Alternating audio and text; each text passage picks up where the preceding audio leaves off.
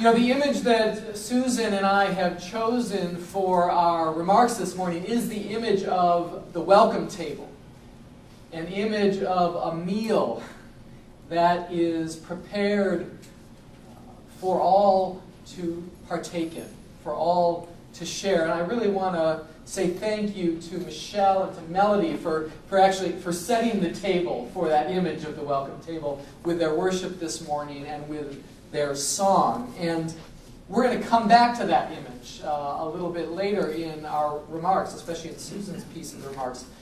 But I actually want to introduce my remarks this morning with another hymn that I'd like to invite us to sing this morning. And that is one of my favorite hymns from our great hymnal, Bring Many Names, from Brian Wren. I've asked Melody and Richard if they could just put the lyrics up for us and ask for Melody to accompany us. And let's just stand as we are able, and let's sing through this hymn, and then see what it might have to tell us about building a multiracial and multicultural future for Unitarian Universalism.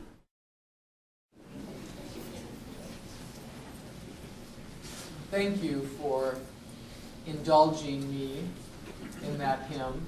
It's probably my favorite in our hymnal. And I see some shouts out there. I saw some tears as we sang it.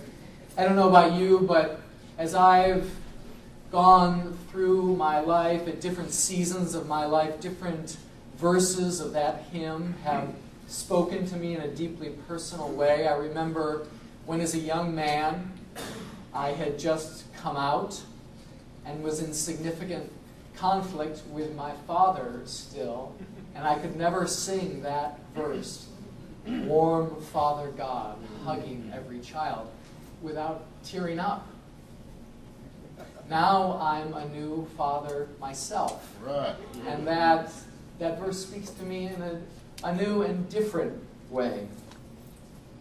But the reason that I asked us to sing it this morning is because I believe that one of those verses contains some prophetic truth for us as we consider the multiracial, multicultural, and multigenerational future of Unitarian Universalism.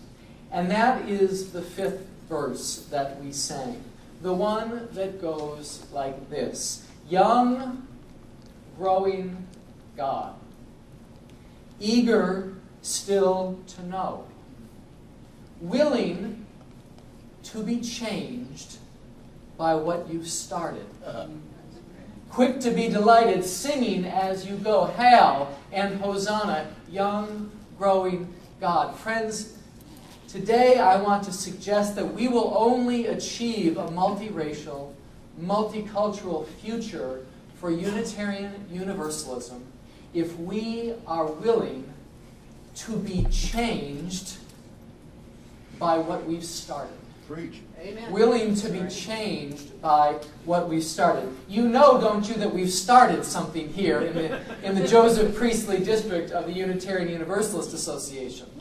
Yeah. Together we have begun a collective journey toward wholeness.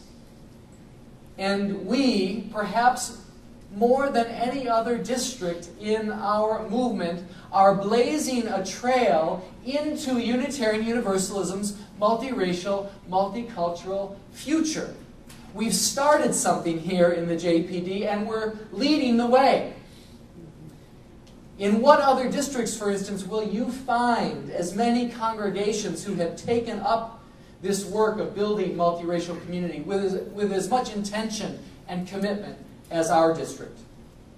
Where will you find a district as blessed with the gifts and talents of as many ministers of color and lay leaders of color as we are in this district? Where will you find a larger concentration of congregations with significant and growing diverse populations and who are willing to do new and exciting things to reach out to populations historically underserved by Unitarian Universalism?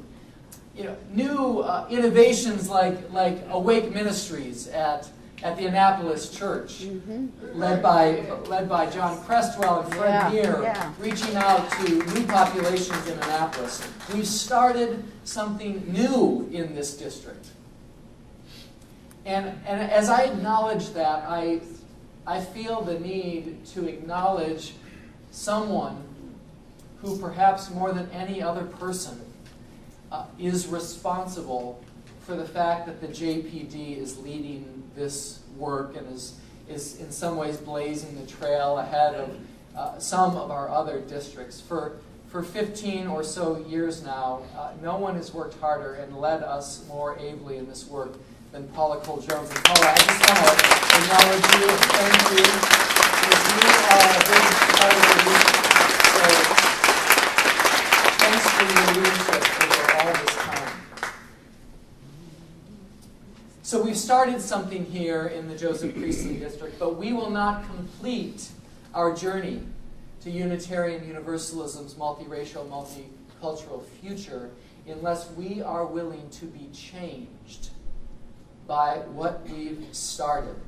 That is a lesson, friends, that I have learned over and over again, and sometimes painfully, in the 13 years that I have been the pastor of one of our denomination's most racially diverse congregations. We need to be willing to be changed by what we've started. Changed in so many ways. Changed in the music that we choose for worship on Sunday morning.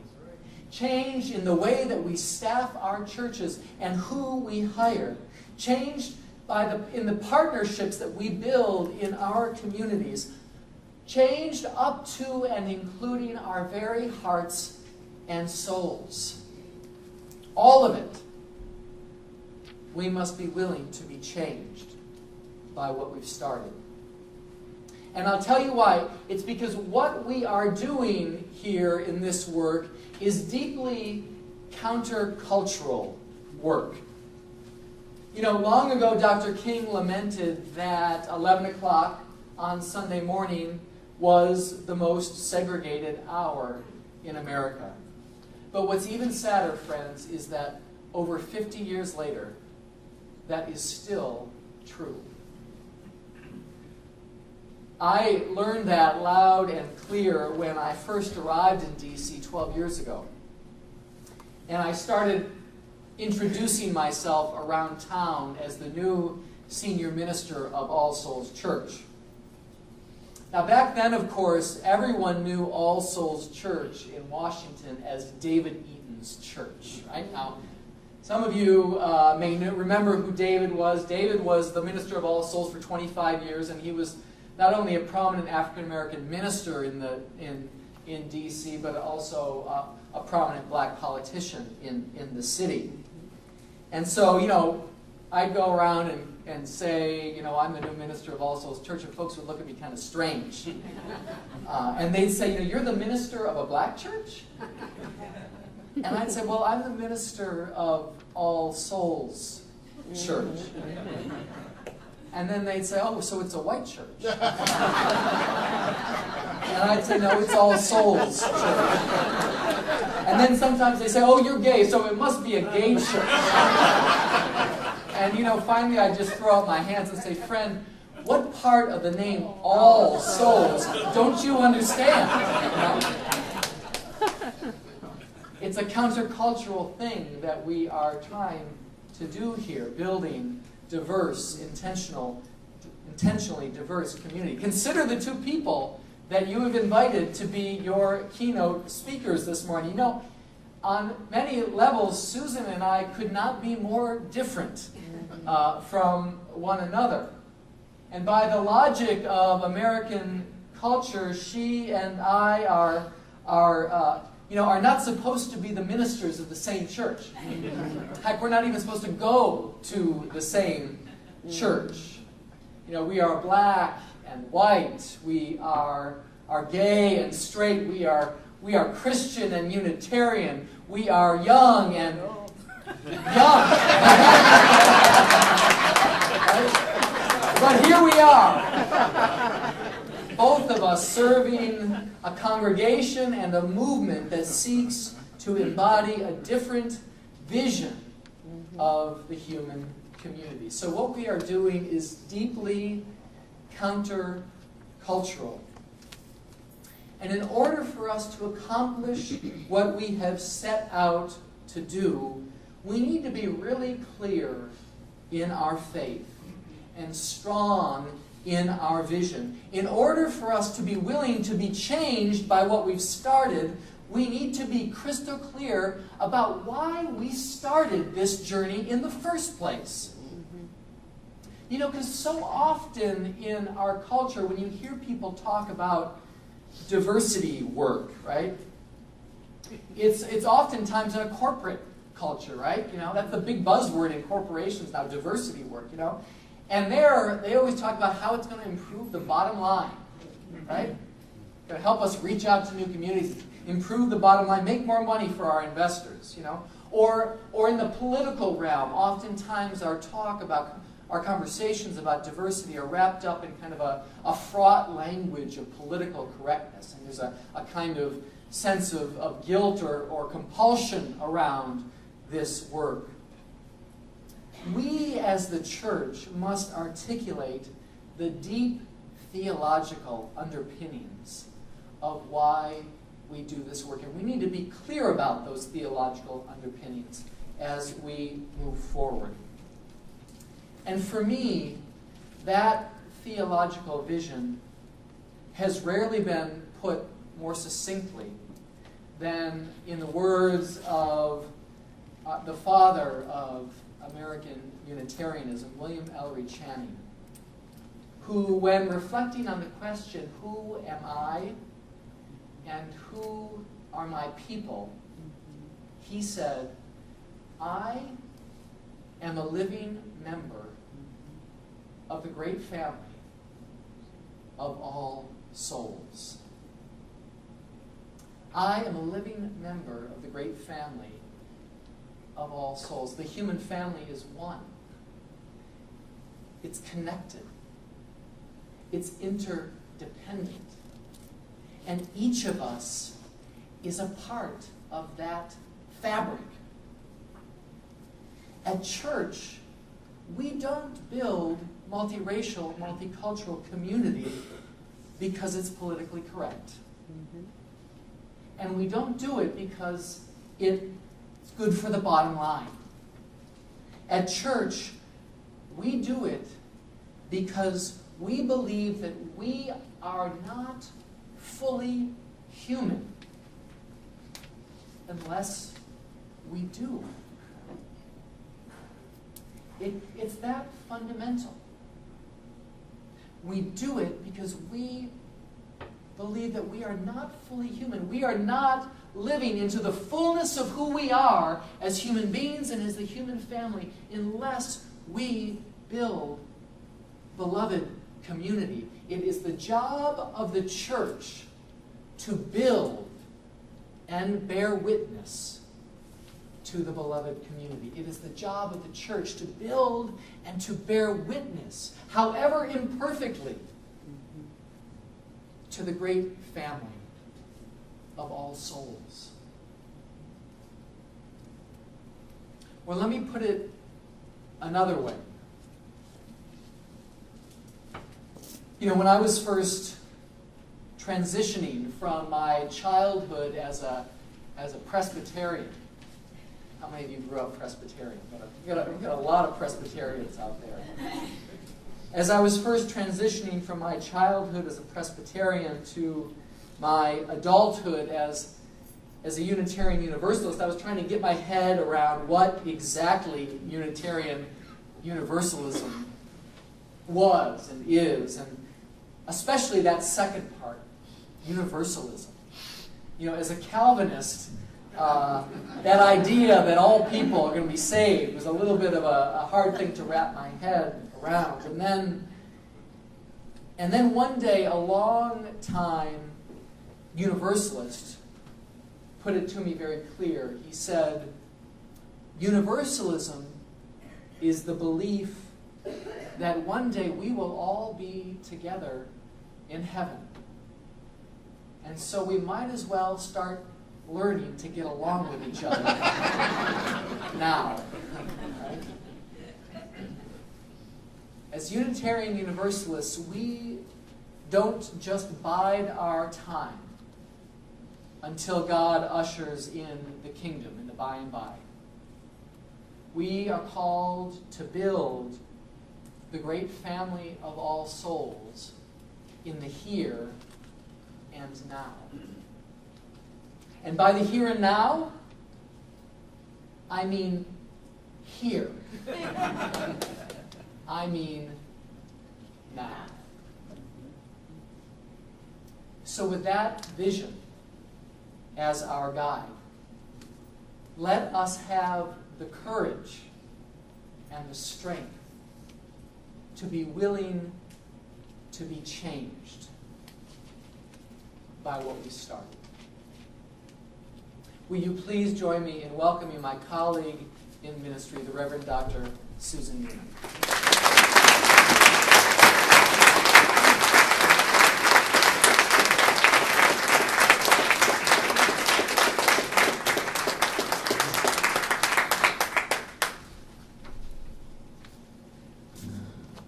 Am I on? Yeah. Girl, is that all you had? I just was about to sit there a little longer, learn a little bit more. But no, I am always honored to be asked to speak, especially when there are people in the crowd who've heard me speak before, and they still come. I'm very thankful that I don't even know when Rob and I met. I'm sure it probably was like around 2004, 2005, when I served as senior religious advisor to Mayor Anthony Williams, and we had many opportunities for the interfaith community to work together. But I do remember the day that I really knew I knew Rob. We were both invited to a Christmas gathering at a home in Georgetown. I don't even remember the name of the family, but I knew they were big muckety mucks from D.C. and had deep pockets, but had even deeper hearts. And it was just after the marriage equality law had been passed by the city council, and we were there talking about it. And I remember seeing this gentleman across from me. I said, he is fine. He's white and he's fine. And then I remembered he was gay. And that was when I really remembered talking to Rob and getting to know him. And I've enjoyed getting to know all of you all for the past 3 years. The thing I want to say about the welcome table is, if you truly want to have a welcome table, when you're inviting anybody to your home, you always have to be intentional about how you set the table. Preach. Okay? You don't just throw up some paper plates and never wipe the table off and crumbs left and watermarks for your last meal. You think about who your guests are, and you prepare, not the day of the meal, but you start preparing months in advance for who you're inviting to your table. Think about what they might like to eat. All right. Okay? Now, I'm not saying if you're going to invite black people, have all watermelon and fried chicken. And if you know that your guests are all, white Unitarians, don't have 37 kinds of hummus.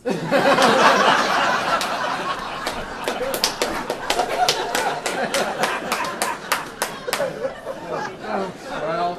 And let me just say this while I have the floor. One member of All Souls invited me to dinner at their home. And you're told to always never ask for what you don't see. My grandmother taught me that whatever they serve you, eat it, unless you think it'll kill you. And if you really think it'll kill you, then tell them you're on a fast. but you came anyway for the company. But macaroni and cheese is not an entree. That's a side dish. Salad is not an entree.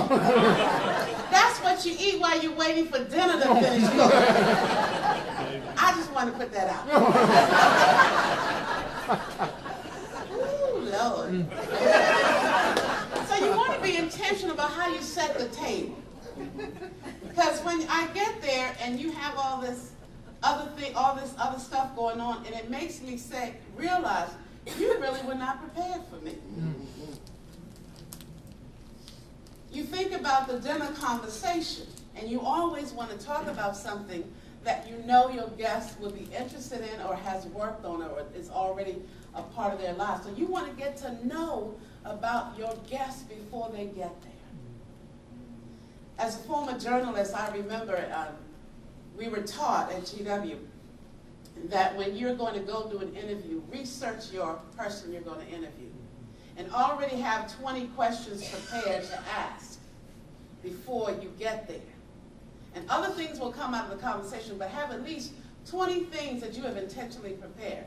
And I remember one of my first interviews was with the editor of the Washington Afro-American newspaper. And I was so happy that I was going to go interview this man. I looked up and I saw his pictures, and I'd even gone to hear him speak and teach on campus at Howard University. And I thought it was great that this white man was teaching journalism at Howard University and that he was the editor of the Afro-American newspaper. But it struck me so strange about the fact that he was white. But anyway, I had all of my questions prepared, being white and da-da-da-da-da-da-da-da-da-da, working in the African-American community, especially around issues of politics and economics and poverty. How do you see da-da-da-da-da-da-da-da? Oh, no, I'm sorry. It was being black. Da-da-da-da. I hadn't seen his picture yet. When I got there, I saw his picture. And I remember my photographer hadn't gotten there yet. And he was on the phone. I said, he's white.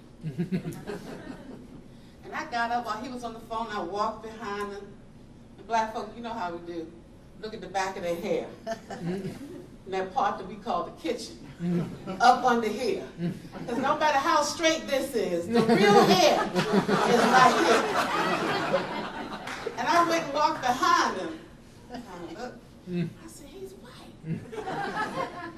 And so I said to him, my first question was, I asked him about the news and the community. I said, has anybody ever asked you about the fact of your race and ethnicity and what they perceive of who you really are? He said, well, many people think I'm white, but I'm black. I was like, and when my photographer got there, I said, take pictures. But you have to research and know who it is you want to invite to the table. And the other thing is to realize, even though we have the welcome table, and we have set it, and we have our traditional foods, and we have a couple of dishes that we know our guests would enjoy, realize that everybody does not want everybody at the table. There are folk who say, we want the welcome table. We want it at our church. We don't even mind having guests, but we only want them to come for a couple of meals. We don't want them to sit down and have a room in the house. Okay? You can sit at the table in some places, but we don't want you to say anything. We might want you to lead a song. But then we don't want you to say anything. We may even let you say grace. And we'll accept the fact that you even may say Allah or Jehovah. Because we know you're not staying. You just came for the meal. We can put up with anything at our table and in our home for a couple of weeks. Think about when your family come to visit. Now these are people you were born with. My mama don't even have keys to my house. Okay? It is our human nature. So in order to have a welcome table, you have to be willing to be stretched. But we never think about the fact that we have to be stretched or adjusted. We always think about the new folk. No, darling, you got to move first. You see. Okay, like say amen. So I've learned that in order to form the beloved community, we have to have a diverse group of folk. Not only people who look like us and talk like us, but folk who are other than us. The fact that we're not all the same, that is what the beauty of diversity is. And I'm not saying that when we invite folk in that we are the prototype, but we have to realize that think about the joy you had when you realized you could have more than 10 crayons. When you got that box of 100 crayons that had gold and silver in it and midnight blue, and it had a sharpener on the back of the box. What joy that was. Well, that's how it ought to be when we open up our communities of faith to invite people in. Everything is not yellow and red and green and blue. And we never even used the white crayon. I'm just saying. But the thing is, when we say we want to have a diverse community, we must be honest with ourselves that we don't just want window dressing. A lot of our churches who have attempted to become diverse communities, they have window dressing, they stop at that. It's like a checklist. Okay, I have a male, I have a female, I have a black person, I have a Latino person, I have someone gay and straight and somebody questioning and queer. I have someone in a wheelchair. Okay, done. We have arrived. This is the beloved community. And you have to have more than a Facebook page or a website that have pictures of when the guest people of color visiting. You know what I'm saying? My grandma used to say, a hit dog will holler every time. I'm not pointing a finger, but if the shoe fit. And I'm not trying to be harsh about it. I'm just being real, because I don't think you came today to hear what you already know. Okay? And if your feelings are hurt, let me tell you ahead of time, don't email. Last month, this denomination, the Unitarian Universalist Church, offered me a wonderful gift. I attended the UU Professionals of Color retreat in Chicago, Finding Our Way Home. And that was such a wonderful gift for me. It was a meal prepared especially for me. It wasn't something that was offered and I just fit in wherever I can fit in. And we're sorry if you don't have a seat. The Finding Our Way Home retreat, here were Native American Indians and Latinas and Asian Pacific Islanders and African Americans and Afro-Caribbean. And it was wonderful because African Americans were in the minority again, but in the minority in a good way. Because often when we think about race relations and diversity, we think black and white. And it's usually thought in terms of white receiving black. Not always the same. And I could talk with people and share with folk, and I didn't have to explain what I meant when I said.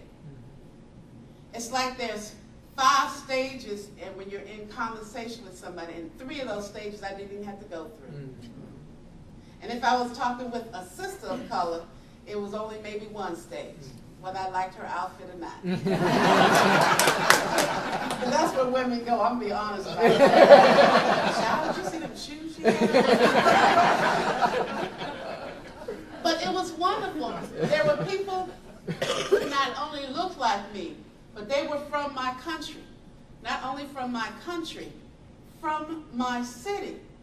Not only from my city, but from my neighborhood. And not only from my neighborhood, they were of my tribe. They spoke my tongue, my ancient tongue, that my great-great-grandparents spoke. And it was a wonderful gift. It was only 3 days, but it felt like a lifetime. when I left, I felt as if I was made whole again. And it was not because the differences we have was not because I was Christian and they were lifelong UU or Catholic, recovering Catholics in the UU community or whatever. It was because we were in love with each other. We sang songs not in the UU hymn book. And most of us knew the songs, not because we were raised Christian, but because our ancestors were oppressed people in America. And because they were oppressed because of the color of their skin. The Native Americans knew the songs. The Asian Pacific Islanders knew the songs. The Afro-Caribbeans knew the songs. They knew the songs because they knew the soul of the song. I want Jesus to walk with me. I want Jesus to walk with me all along my pilgrim's journey. Lord, I want Jesus to walk with me. They weren't Christian, but they knew the song.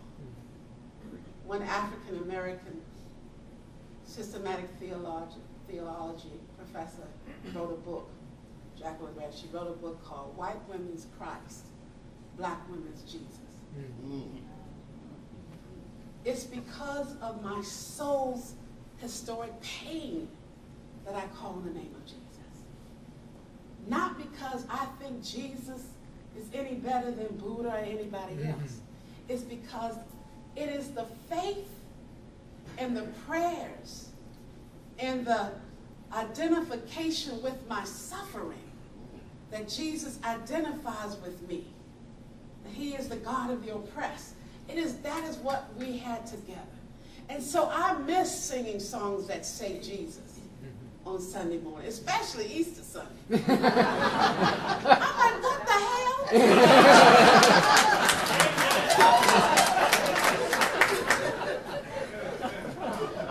That's like Christmas time, we're going to sing about Halloween. And I tell folks on the Sunday that all souls voted whether or not they were going to vote me in or out, up or down as the associate minister called by the church. After I preached both services, this one man came up to me. He said, well, I don't believe in anything. I don't have any faith. I'm an atheist. And I want to know, what are you going to offer me?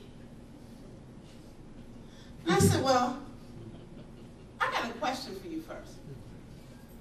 Because he had told me that it bothers him when he hears the word God in worship, which he admitted was not often, but when he hears it, it bothers him. And I said, well, why would you get bothered when you're at All Souls Noatarian Church? Oh, no, Unitarian. Oh, yeah, one, Unitarian Church. And it's Sunday morning and you come to worship. That's like getting pissed when you go to the circus and you see a clown.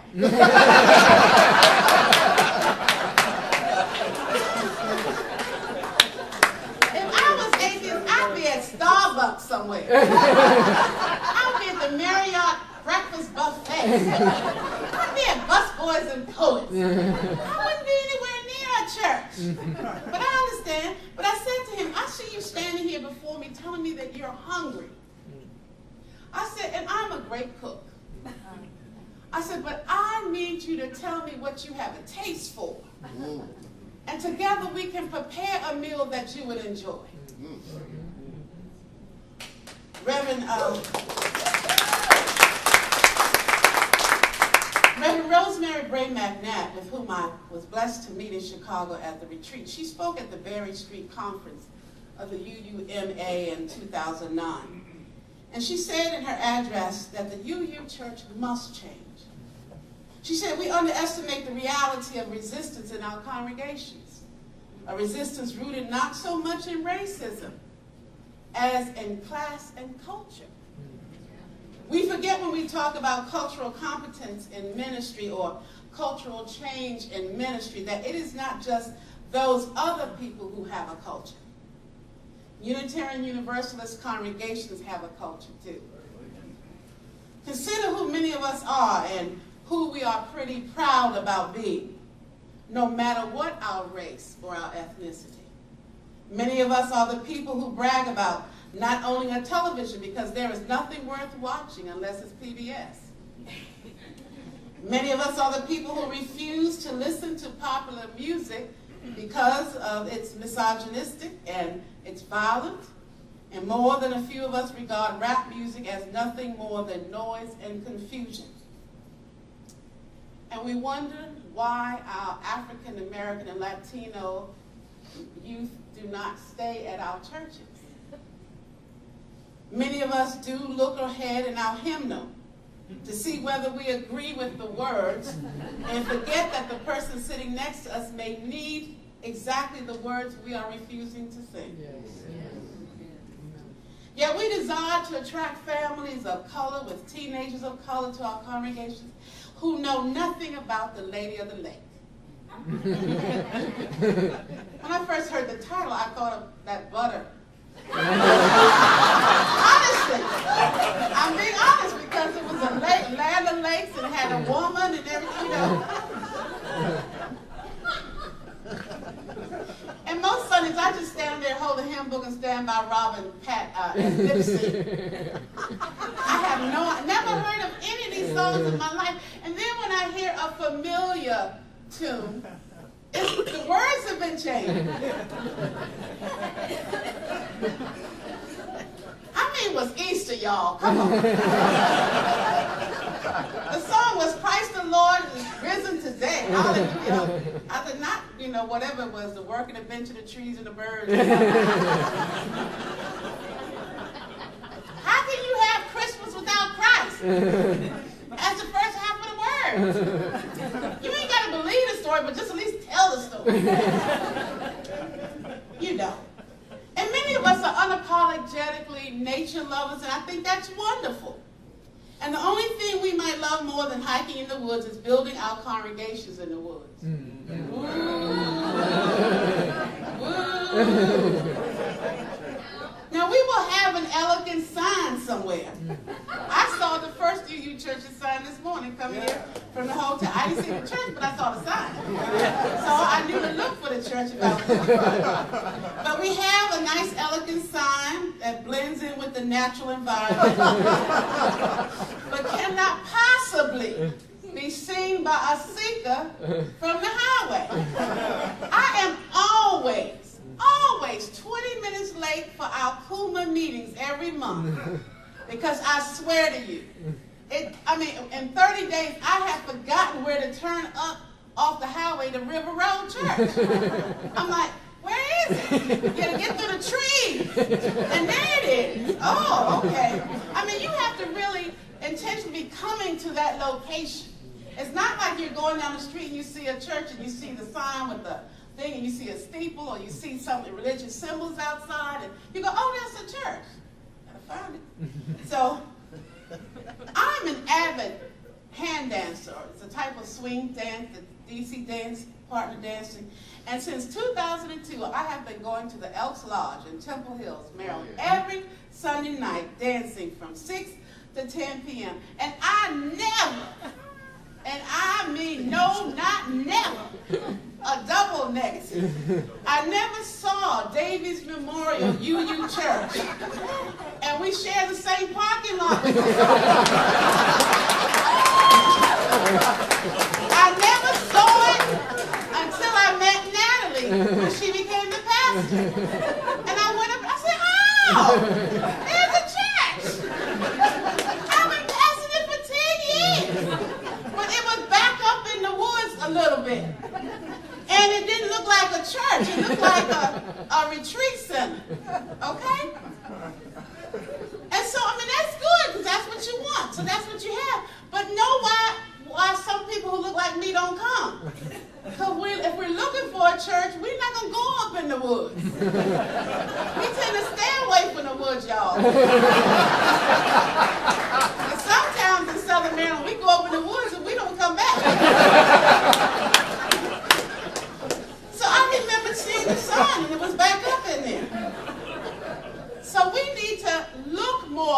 welcoming. That looked like, don't come back up in here.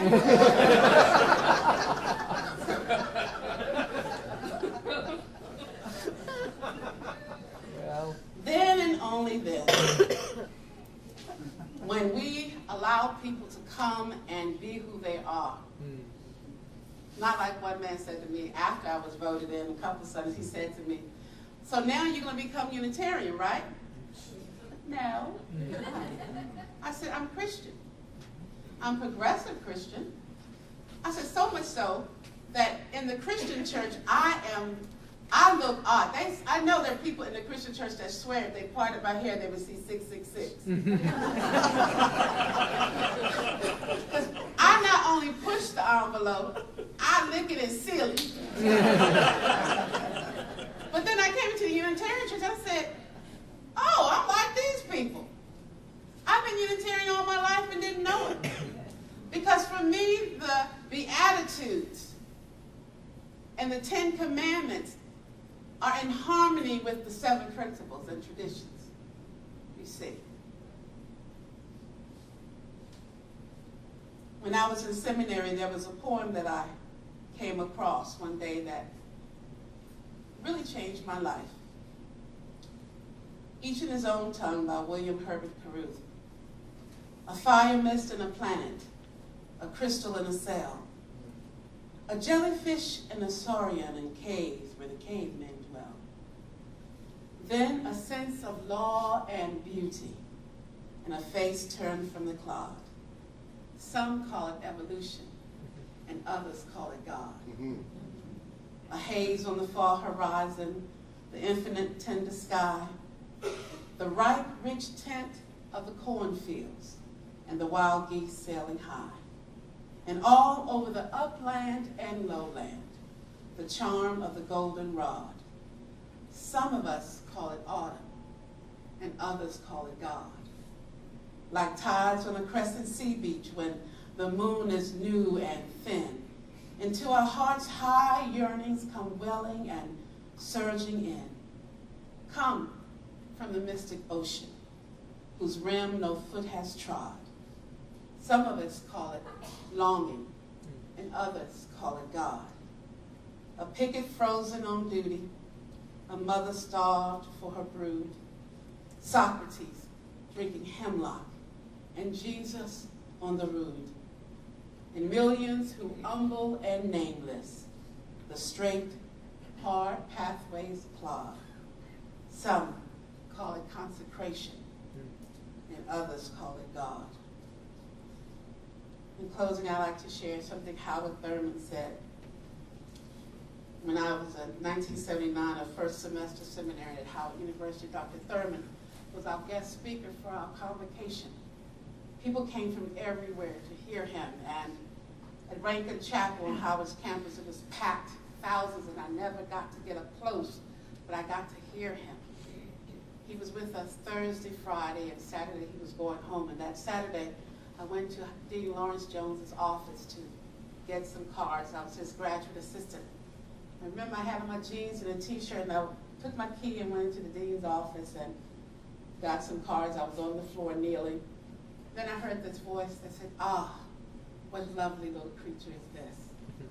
And I turned around, and there was Howard Thurman taking a nap in the dean's chair. He was supposed to have been gone by now, I thought. And I said, "My name is Susan." He said, my wife's name is Susan. That's a lovely name. And we sat and talked for 2 hours. Such an amazing gift. And so I began reading everything Howard Thurman. And in one place he said, in the conflicts between man and man, between group and group, between nation and nation, the loneliness of the seeker for community is sometimes unendurable. The radical tension between good and evil, as man sees it and feels it, does not have the last word about the meaning of life and the nature of existence. There is a spirit in humanity and in the world working always against the thing that destroys and lays waste. Always we must know that the contradictions of life are not final or ultimate, We must distinguish between failure and a many-sided awareness so that we will not mistake conformity for harmony, uniformity for synthesis. We will know that for all to be alike is the death of life in us, and yet perceive harmony that transcends all diversities, and in which diversity finds its richness and significance. What Thurman was saying is that there are things we all have in common, and things that we do differently. Our common ground of love and justice is what makes us stronger, and our diversity is what makes us truly beautiful. And so when we have people who are not like us who come into our communities, we have to make room for them. We have to let them be who they are. And if they are able to be who they are, and even if it gets a little uncomfortable for you, because maybe they may have a gift that is needed at the time and your gift is no longer needed so much, don't think they're trying to take over. They're not. Don't stand up and say, "This is my table." You came from outside. Work together and be secure in the truth and knowledge that you are one people. And Dr. Thurman, in his book, The Temptation of Jesus, he tells a story about a frog and a yeast cake sitting on a park bench. They were friends for a long time. And every day they met on the park bench and shared in conversation. And one day it started raining, and the yeast cake started growing and expanding, so much so that the little frog was about to fall off the bench. And angrily the frog said, "Stop pushing me! Why are you doing this?" And the yeast cake turned to him in compassion and love and said, "I am not pushing you. I'm just growing. Let us just grow." Amen. Amen. Amen.